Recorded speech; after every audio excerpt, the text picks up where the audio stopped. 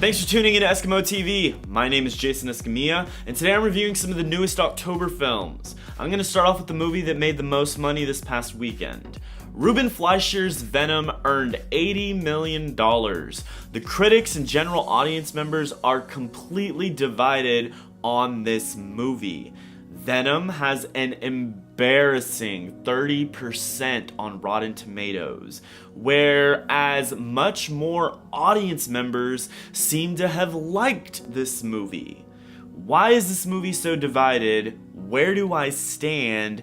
And ultimately, should you go pay to go see it? Venom is about a guy who has a really bad day.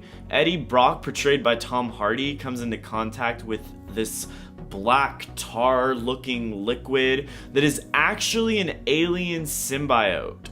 This liquid turns Eddie into a hungry fanatic known as Venom, who's very violent, and the two have a Jekyll and Mr. Hyde type of relationship where you hear the two personalities talking back and forth with each other. Riz Ahmed plays the villain who wants to retrieve the Venom symbiote from Eddie. Before I tell you why I think this movie is bad, I want to start off with some positives. There's lots of great humor between Venom and Eddie. Some of it made me laugh out loud, and I can't deny that it was slightly amusing. There's also a police chase sequence that I thought was done fairly well, and it was a nice few minutes of tension. Tom Hardy delivers a decent performance. And that's about it for the positives. The humor really saved this movie from being a complete bore. The first 30 minutes of this movie had absolutely no humor, and I was trying so hard to not fall asleep because the content at the beginning is just extremely unengaging. Michelle Williams' talent is wasted. She plays Eddie's romantic partner and she feels thrown in as her and Tom Hardy have 0% chemistry. Their relationship felt very fake and underwhelming. The ending is also very random. I'm glad it ended because I didn't see the film getting any better, but I did think, what a weird way to wrap it all up. In the end, this movie wasn't as terrible as I thought it would be, but it's not very good either, and that seems to be the best response that Venom is getting. It's not a film that is phenomenal or stands out, but it is an okay average comic book movie that might be mildly entertaining if you happen to like these types of movies. Just endure the first 30 minutes of this film and I think you'll have an okay time. The last positive that I'll mention for the film is that this movie was shorter than what I had anticipated.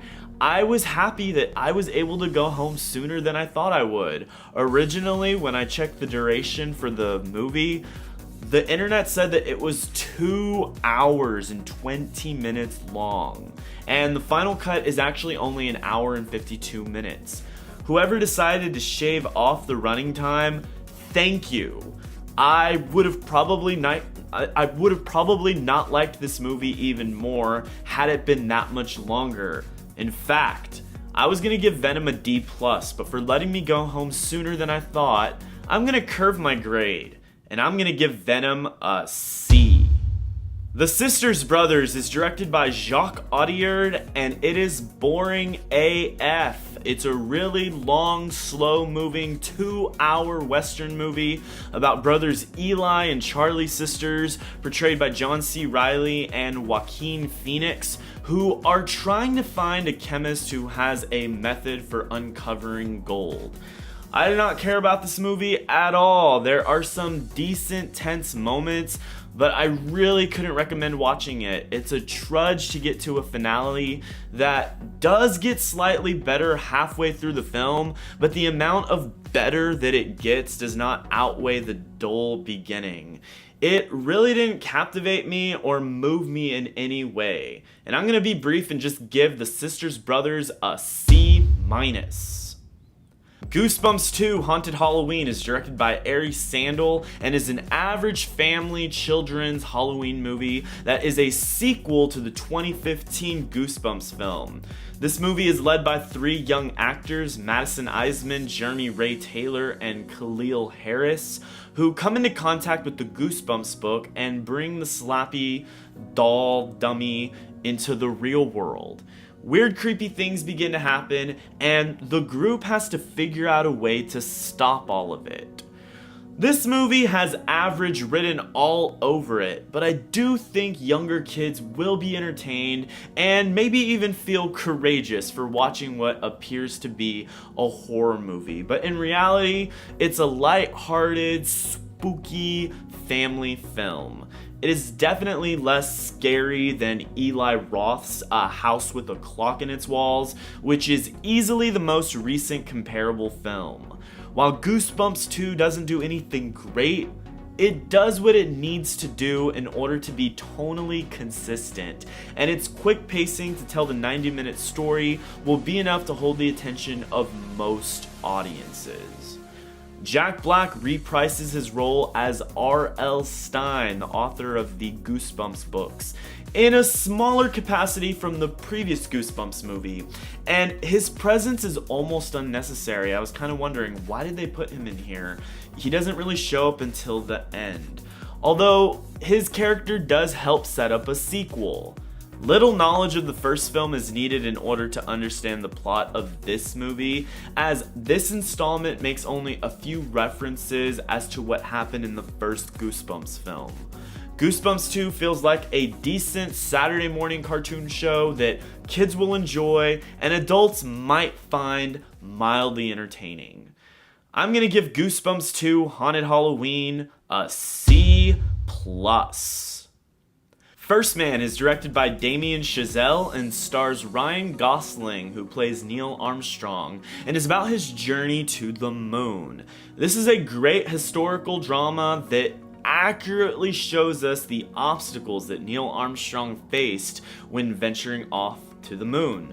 The first hour and a half is just very factual and intriguing if you are interested in this particular topic. The movie is long, 2 hours and 21 minutes, and so if this topic doesn't pique your interest too much, it might be hard to sit through. I found the first hour and a half mildly interesting, but it did feel a bit long. Now, this is coming from someone who is not the biggest fan of historical dramas. Despite that, I have to admit that the last 50 minutes of this movie was really engaging and extremely spectacular. The sound design throughout the whole film is great, and you hear several realistic sound effects that will make you feel like you are inside of this spaceship. Claire Foy gives a stunning performance as Armstrong's wife.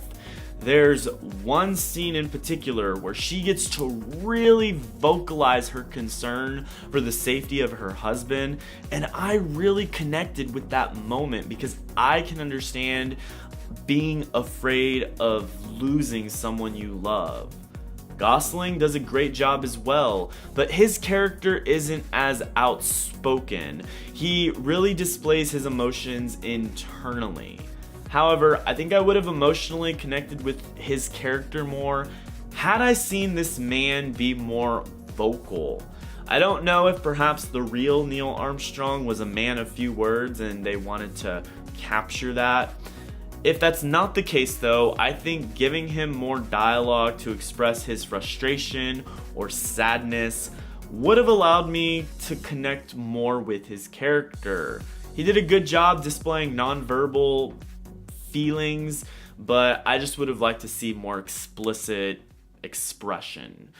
I'm gonna give First Man a B+. Next week, I will be reviewing Halloween, so make sure you stay tuned for that.